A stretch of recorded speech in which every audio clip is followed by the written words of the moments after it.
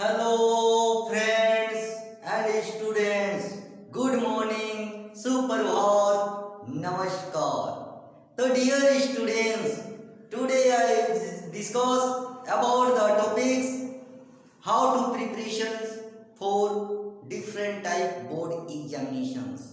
तो dear students, पिछला class में परीक्षा पे चर्चा मैंने किया था कि जो बोर्ड एग्जाम शुरू हो चुका है और किसी बोर्ड्स का और शुरू होने वाला है, चाहे बोर्ड्स सीबीएसई का हो या आईसीएसई का हो या स्टेट बोर्ड्स का हो या ओपन बोर्ड एनआईओएस का हो या नालंदा ओपन यूनिवर्सिटी का बोर्ड्स का हो।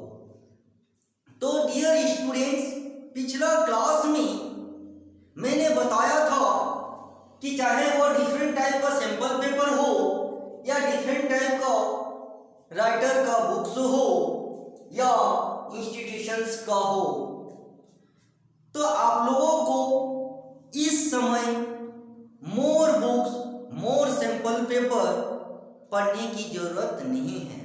मैंने पिछला क्लास में ही बताया था कि आपका बोर्ड का तैयारी जो फर्स्ट स्कूलिंग के पढ़ाई हो या ट्यूशन का हो या कोचिंग का, वहीं से आपके भाषा में आपके लैंग्वेज में जो समझाया गया था वही चीज आज काम आएगा और उसी को बार बार रिवीजन करना है और देखना है, क्योंकि आप अपने हाथों से नोट्स बनाया है, अपने हाथों से कॉपी को तैयार करके रखा है। तो डियर स्टूडेंट्स, आज जो मैं बताने जा रहा हूँ, चाहे बोर्ड एग्जाम 10 का हो या 12 का, डिफरेंट टॉपिक्स का एग्जाम्पल के तौर पे आप लोगों को माइंड में कैसे सेट करना है, कैसे रिवाइज करना है, और आप लोगों के अंदर जो मन में शंका और आशंका रहता है कि सर बोर्ड एग्जाम के टाइम में कौन सा बुक्स पढ़ें, कौन सा सैंपल पेपर पढ़ें, क्या पढ़ें, क्या होगा, कैसे तैयारी होगा जो अच्छा नंबर आएगा। तो डियर स्टूडेंट्स, मैक्सिमम स्टूडेंट्स के अंदर ये शंका और आशंकाएं रहता है कि कौन सा बुक पढ़ने से ही एग्जाम में बनेगा और कौन सा सैंपल पेपर से ही प्रैक्टिस करने से बनेगा। तो डियर स्टूडेंट्स, पिछला क्लास में ही सारा मैंने बता चुका हूँ, चाहे वो किसी भी राइटर बुक्स का हो या सैंपल पेपर हो या किसी भी इंस्टीट्यूशंस का पढ़ाई हो, सारा सेम रहता है, इसमें कंफ्यूजन करने की कोई सवाल ही पैदा नहीं होता है। आज मैं एग्जाम्पल के तौर पे बताने जा रहा हूँ और आप लोगों को as a student point of view से माइंड में सेट करने का प्रयास करना है। तो डियर स्टूडेंट्स, अब 10 बोर्ड सीबीएसई का होने जा रहा है आपका नेक्स्ट मंथ अप्रैल से, जो चलेगा जून तक। तो डियर स्टूडेंट, सबसे पहले मैं बोर्ड एग्जामिनेशंस 10 क्लास के लिए बताना चाहूँगा। तो डियर स्टूडेंट, जो सेक्शन जो चैप्टर और टॉपिक्स स्कोरिंग है जहाँ से आप नंबर उठा सकते हैं, पहले उसका प्रिपरेशन करके माइंड में सेट करने का प्रयास कीजिए। तो 10 क्लास के लिए मीन मीडियन मोड जो सीबीएसई जो नोटिफिकेशन इशू किया है, उसमें सैंपल पेपर में देखिएगा मीन मीडियन मोड तीनों से क्वेश्चंस है। तो मीन मीडियन मोड, तो डियर स्टूडेंट्स, तो सबसे पहले हम क्लास 10 का बताना चाहूंगा। तो यहाँ पे मान लीजिए मीन, मीडियन एंड मोड, ये तीनों फॉर्मूला बेसिक, तीनों का फॉर्मूला आप माइंड में सेट करके रख लीजिए।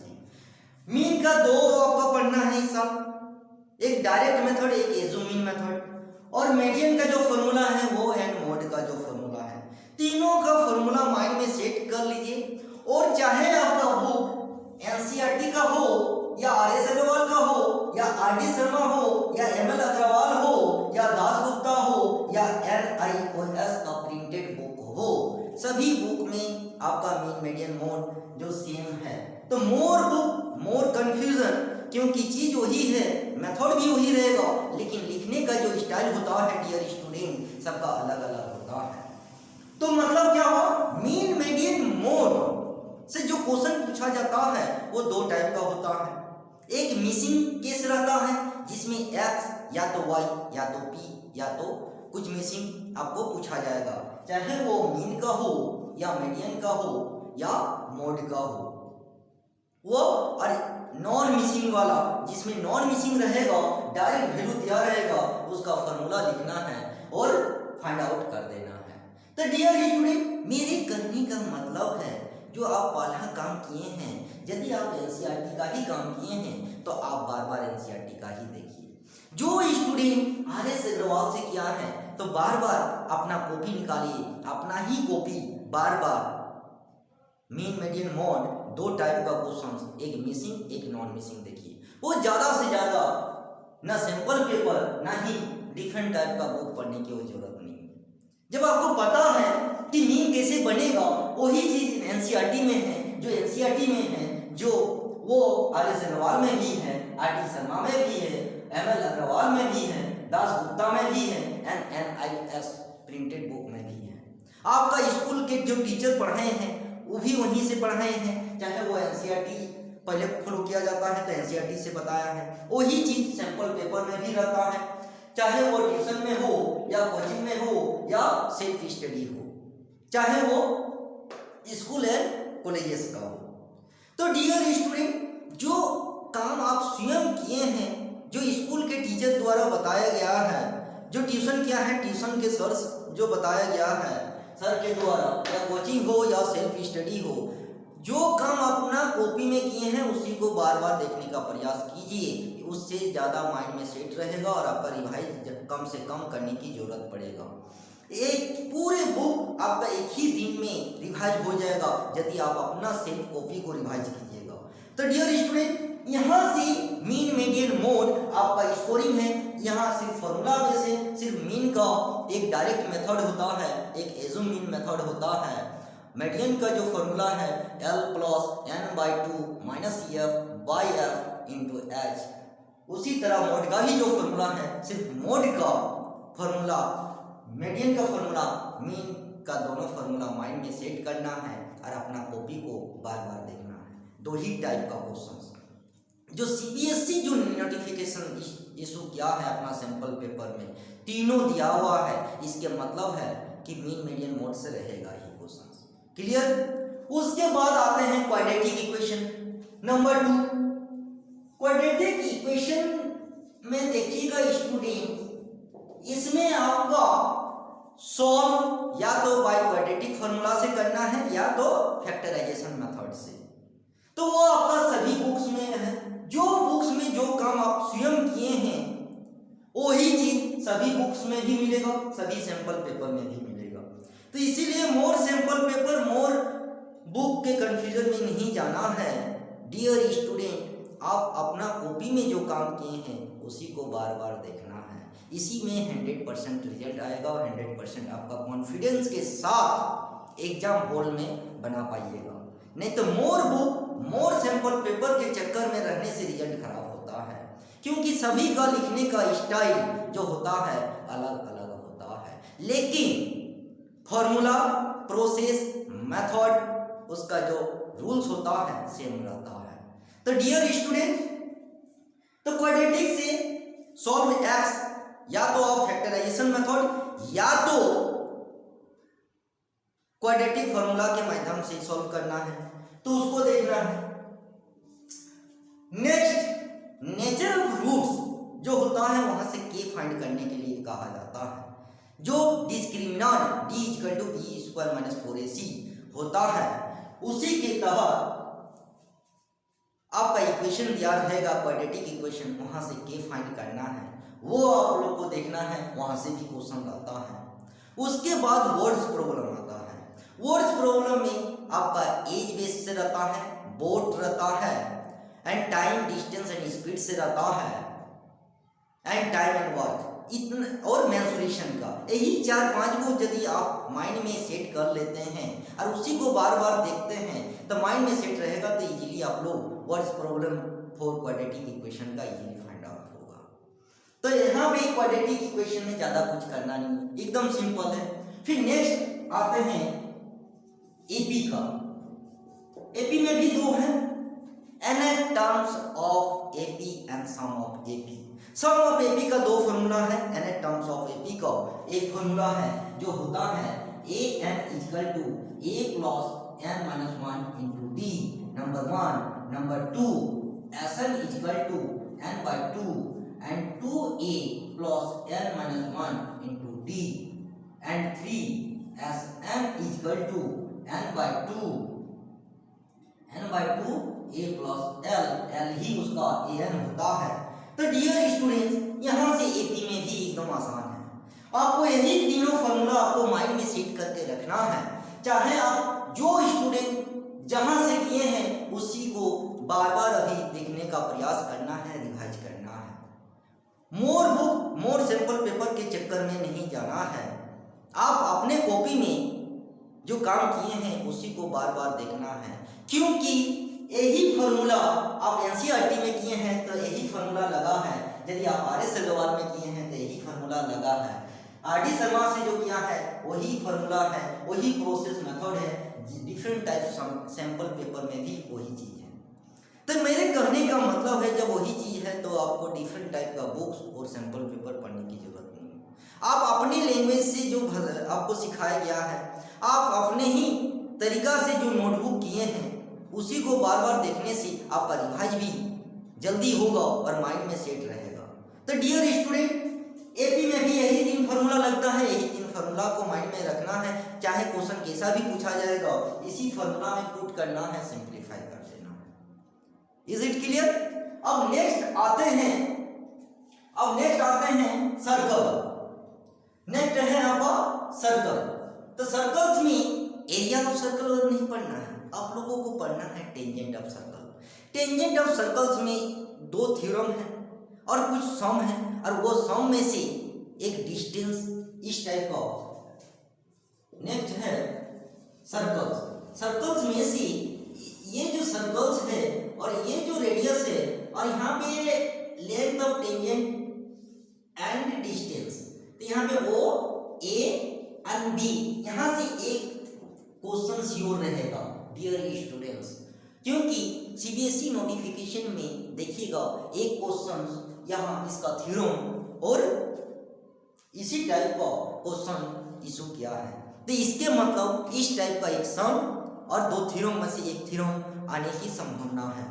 तो इस टाइप का जो है, तो ए बी को हम लोग लेंथ ऑफ टेंजेंट बोलते हैं, और ओ ए को रेडियस बोलते हैं, और ओ बी को डिस्टेंस बोलते हैं। इसी में से तीनों में से दो वैल्यू दिया रहेगा, एक मिसिंग केस रहेगा, जो हम लोग पाइथागोरस का थ्योरम अप्लाई करके इस मिसिंग केस को आसानी से सॉल्व कर सकते हैं।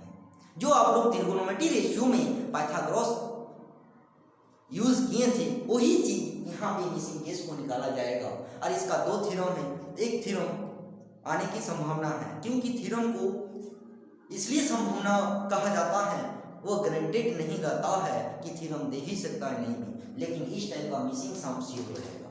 हो गया। अब आते हैं नेक्स्ट। अब नेक्स्ट में यदि देखिएगा डियर स्टूडेंट, कंस्ट्रक्शन। तो कंस्ट्रक्शन में चाहे आप एनसीईआरटी का देखिए या आर.एस. अग्रवाल का, एक कंस्ट्रक्शन रहेगा, वो भी आसान है कि यही आपका टेंजेंट और डिग्री से रिलेटेड है। आप ज़्यादा नहीं 8-10 को यदि प्रैक्टिस कर लेते हैं कंस्ट्रक्शन का, तो उसी से आपका पकड़ा जाएगा। और नेक्स्ट है सरफेस एरिया एंड वॉल्यूम। तो नंबर 1 इसमें क्या क्या है, क्यूबॉइड है, नंबर 2 क्यूब है, नंबर 3 सिलेंडर है, नंबर 4 कोन है, एंड स्फीयर है, एंड हेमिस्फीयर है। हेमिस्फीयर। तो डियर स्टूडेंट्स, स्कोरिंग करने का यही एक सरफेस एरिया एंड वॉल्यूम भी है। यहाँ से सबसे ज्यादा सिलेंडर, कोन एंड हेमिस्फीयर से रहता है, जो एक साथ दो ऑब्जेक्ट मिक्स करके 10 क्लास बोर्ड में पूछा जाता है। तो डियर स्टूडेंट, मेरे कहने का मतलब है चाहे क्यूबॉइड हो या क्यूब हो, सिलेंडर हो या कोन हो, स्फीयर हो या हेमिस्फीयर, सभी का फॉर्मूला एक पेज में नोट डाउन कर लीजिए। उसका volume CSE curve surface area and TSE total surface area, बारी बारी से सभी पिक्चर के साथ सारा फॉर्मूला एक जगह नोट डाउन कर लीजिए और अपना कॉपी में जितना भी क्वेश्चन उससे रिलेटेड बनाए हैं बार बार उसी को देखिए, ताकि माइंड में सेट रहेगा और उसी फॉर्मूला, चाहे आप किसी भी बुक का क्वेश्चन रहे, इसी का फॉर्मूला सब में अप्लाई होगा, चाहे वो सैंपल पेपर में हो, चाहे वो स्कूल के टीचर द्वारा बताया गया हो, या कॉलेजेस का या ट्यूशन का या कोचिंग का या सेल्फ स्टडी, सबका same process method formula same रहेगा। इसलिए स्टूडेंट्स, इस समय आप जो अपने हाथों से जो नोटबुक बनाए हैं उसी को बार बार देखने से 100% काम आएगा और वही माइंड में सेट रहेगा और आप जल्दी बना सकते हैं। तो यहाँ से सभी का फॉर्मूला, चाहे उसका वॉल्यूम हो या CSA हो या TSA हो, सबका फॉर्मूला माइंड में सेट करने का प्रयास कीजिए। और एग्जाम देने से पहले इसका फॉर्मूला हमेशा मैक्सिमम स्टूडेंट कंफ्यूज करता है। TSA का फॉर्मूला CSA वाला लगा देता है, CSA का फॉर्मूला TSA का लगा देता है, और कभी TSA वाला फॉर्मूला वॉल्यूम में लगा देता है, वॉल्यूम वाला CSA में लगा देता है। ये गलती नहीं करना है एग्जाम हॉल में। और एग्जाम हॉल में गलती ना हो, आप घर में भी रात को देख लीजिएगा, सुबह एग्जाम देने से पहले total surface area and volume का सारा फॉर्मूला, और एग्जाम हॉल घुसने से पहले भी एक नज़र देख के घुसिएगा सरफेस एरिया एंड वॉल्यूम का टोटल फॉर्मूला। नहीं तो मैक्सिमम स्टूडेंट के कॉपी में ही देखा जाता है, वॉल्यूम वाला CSA में, CSA वाला वॉल्यूम में, वॉल्यूम वाला TSA में पुट करके बनाता है, इसीलिए रॉन्ग हो जाता है। इसलिए डियर स्टूडेंट, सभी का फॉर्मूला पहले नोट डाउन, एक दो पेज लगेगा, उसी को रात को देखना है, सुबह जाके एग्जाम लिखना है। एग्जाम हॉल घुसने से पहले भी एक नज़र देख लेना है, ताकि वॉल्यूम वाला फॉर्मूला CSA में, CSA वाला TSA में, TSA वाला वॉल्यूम में ना होना चाहिए। Is it clear? मेरा इशारा और ये डिस्कशन से समझ में आ जाना चाहिए कि आप लोगों का रिवाइज वही होना चाहिए जो आप पढ़ा, चाहे स्कूलिंग क्लासेस हो, चाहे ट्यूशन का हो या कोचिंग का हो, जो आप लोग स्वयं अपना नोटबुक जो बना के रखे हैं उसी को बार बार देखने का प्रयास कीजिए। और टाइम मिलेगा तो आपको यदि मन संतुष्टि के लिए यदि कोई सैंपल पेपर लिए हैं तो उस सैंपल पेपर को एक नज़र देखिएगा तो सारा वही चीज़ मिलेगा जो आप काम करके रखे हैं नोटबुक में। Is it clear? अब आते हैं क्लास 12 के लिए। तो डियर स्टूडेंट, ये तो हो गया 10 क्लास के लिए, अब आते हैं 12 बोर्ड्स के लिए।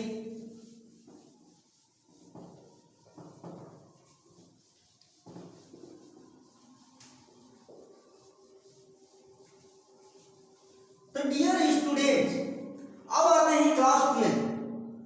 क्लास 12 में भी वही हाल है जो हाल क्लास 10 का है, वही मोर देन डिफरेंट टाइप का राइटिंग का बुक्स होता है, चाहे वो NCERT हो, RS अग्रवाल हो, RT शर्मा, ML अग्रवाल, दास गुप्ता, लालजी प्रसाद NIOS का प्रिंटेड बुक हो या नालंदा ओपन यूनिवर्सिटी का बुक हो। डिफरेंट टाइप का सैंपल पेपर, डिफरेंट टाइप का इंस्टीट्यूशन 12 में भी देखा जाता है। तो 12 बोर्ड के स्टूडेंट्स को मैं ये बताना चाहूँगा, जो पिछला क्लास में भी वही चीज़ दोहराना चाहूँगा कि आप लोग पहला क्लास से जो काम किए हैं वही 100% काम आएगा, उसी को बार बार देखिए। More than book, more than sample paper, more confusion, तो you can't get better result. Short book, short sample paper, only your notebook, you can get better result. तो डियर स्टूडेंट्स, अब आप लोगों को एग्जाम्पल के तौर पे हम सारा टॉपिक्स का नाम लेके ये बताने का प्रयास कर रहा हूँ ताकि माइंड में जो स्ट्रेस है वो 100% काम हो जाए। कि आप लोगों का पहला जो है मान लीजिए इंटीग्रेशन है।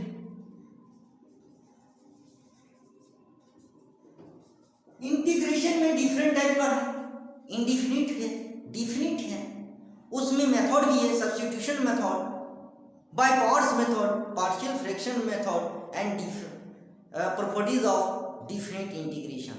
तो डियर स्टूडेंट्स, इसमें भी आप जो भी बुक से किए हैं सभी बुक्स में वही चीज है, किसी में कम है तो किसी में अधिक सिर्फ क्वेश्चंस है, लेकिन सभी का जो फॉर्मूला, जो मेथड, जो प्रोसेस होता है सबका सेम है, सबका सैंपल पेपर भी सेम रहता है और सबका इंस्टीट्यूशंस द्वारा जो भी टीचर पढ़ाए हैं बताया है सेम रहता है।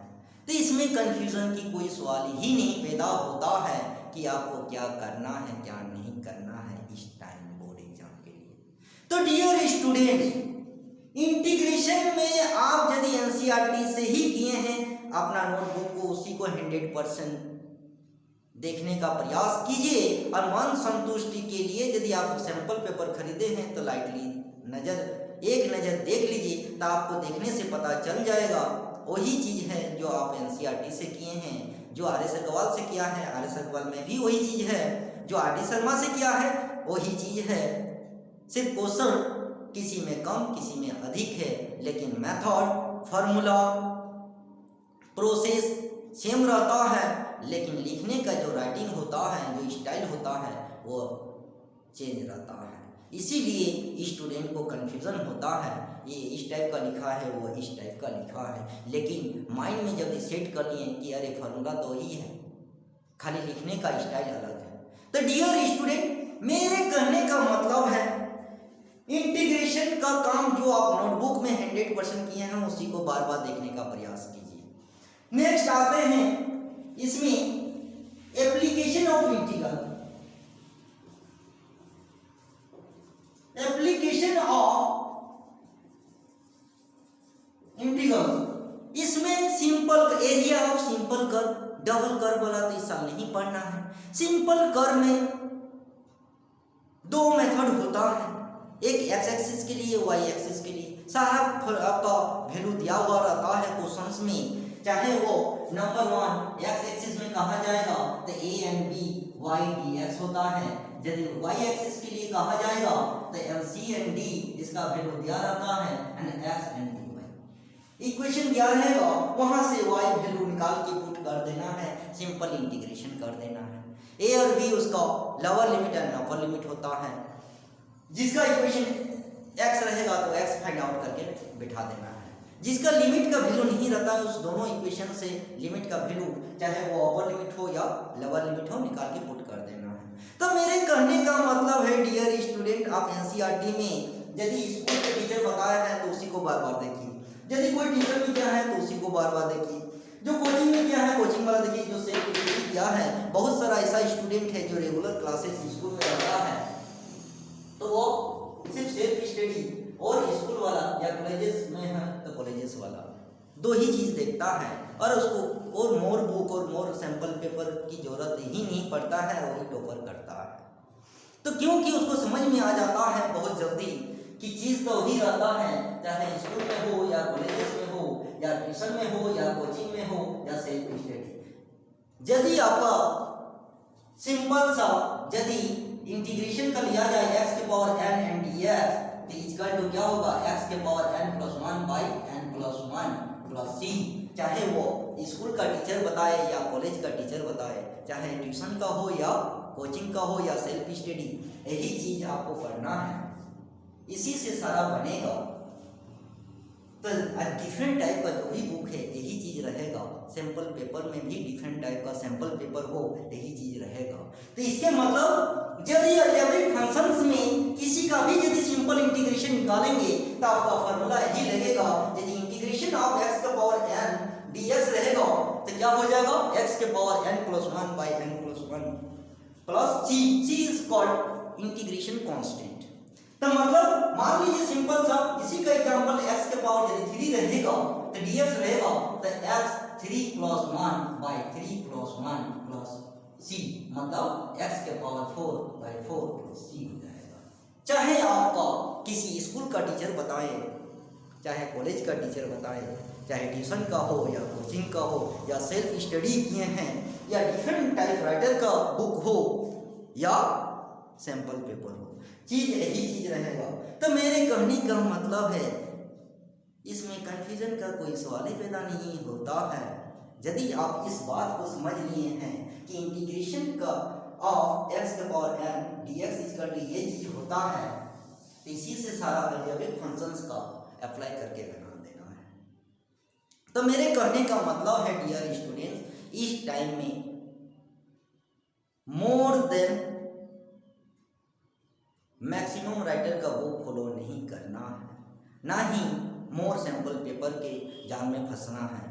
आप जो पहला क्लास स्कूल से शुरू किए हैं या ट्यूशन हो या कोचिंग हो, आपका जो अपने हाथों से जो नोटबुक बना के रखे हैं उसी को बार बार देखने का प्रयास कीजिए, क्योंकि आपका भाषा, आपका टेक्निक वहाँ अप्लाई हुआ है और आपका सर जो पढ़ाए हैं वो बताया हुआ टेक्निक ही 100% आपका माइंड में बैठा हुआ है, क्योंकि वो साल भर पढ़ाता है, सिंपल पेपर तो एग्जाम के टाइम निकालता है।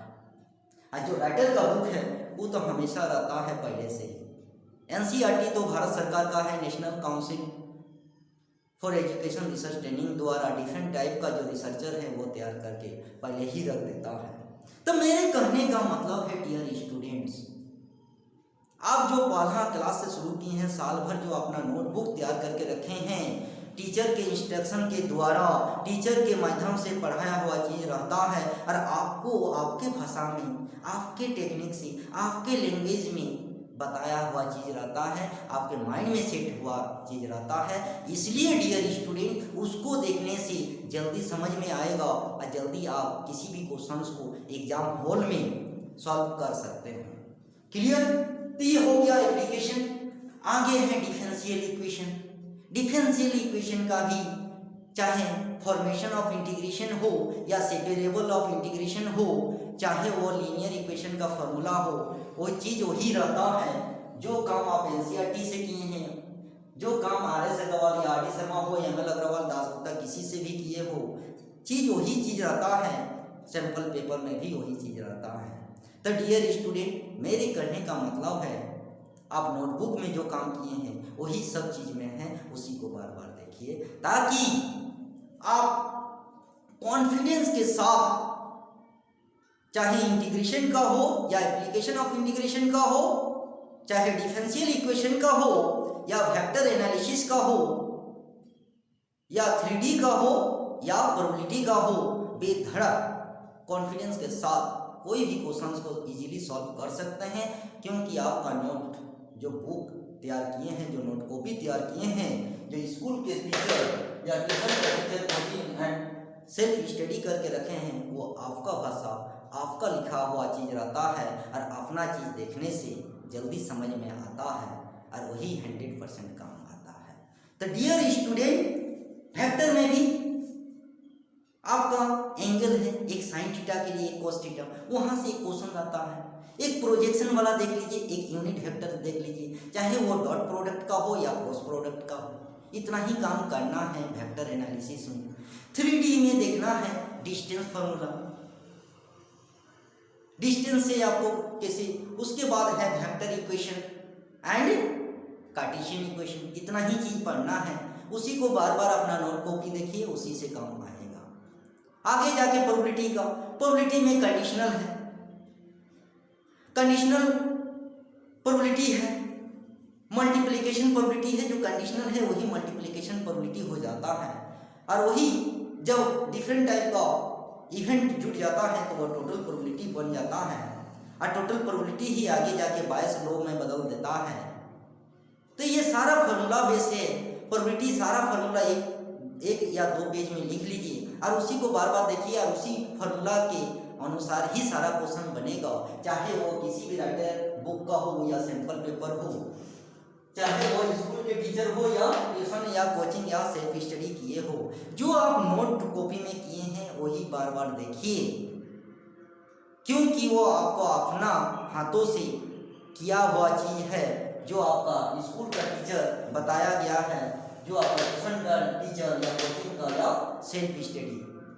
तो आई होप डियर स्टूडेंट, आज वाला डिस्कशन से और मेरा इशारा समझ में आ गया होगा कि इस टाइम में more book, more sample paper, more notes, more confusion होगा। इसलिए dear student, short book, short sample paper, short notes, you can get better result. तो डियर स्टूडेंट, यदि मेरा इशारा समझ में आ गया तो जो अच्छा स्टूडेंट है उसको ज़्यादा समझाने की जरूरत नहीं पड़ेगा, और वही स्टूडेंट गलती नहीं करता है। गलती वो करता है जो माइंड में सेट नहीं कर पाता है, मोर book, more sample paper, more notes के चक्कर में फंस जाता है, रिजल्ट खराब करता है। तो डियर स्टूडेंट, ये गलती आप लोगों को इस समय नहीं करना है। आपके स्कूल का टीचर हो या ट्यूशन का टीचर हो या कोचिंग का टीचर हो या सेल्फ स्टडी जो किए हैं, जो रेगुलर क्लासेस करता है, तो वो सिर्फ सेल्फ स्टडी करके अपना नोट कॉपी बनाता है, उसी को 100% देखिए, इसी में आपका 100% क्वेश्चन बनेगा और 100% नंबर आएगा और स्कोर भी होगा। स्कोरिंग करने का भी हम टेक्निक बता दें, इंटीग्रेशन का सभी प्रोसेस, सभी मेथड, सभी फॉर्मूला को बार बार देखिए, और जो नोट कॉपी में सारा क्वेश्चन जो बना के रखे हैं एक लाइटली देख लीजिए, ताकि उसको समझ में आ जाएगा कि कैसे फॉर्मूला को अप्लाई करके फाइंड आउट करते हैं। तो डियर स्टूडेंट्स, इस टाइम से इस टाइम में आप लोग रिवीजन और प्रैक्टिस करने का प्रयास कीजिए ताकि रिजल्ट अच्छा हो जाए। तो आई होप आज इतना ही डियर स्टूडेंट्स, आज परीक्षा पे चर्चा, ये मेरा सेकंड क्लास था। अब नेक्स्ट क्लास में और भी किसी टॉपिक्स के साथ मैं डिस्कशंस करूंगा। तब तक के लिए धन्यवाद।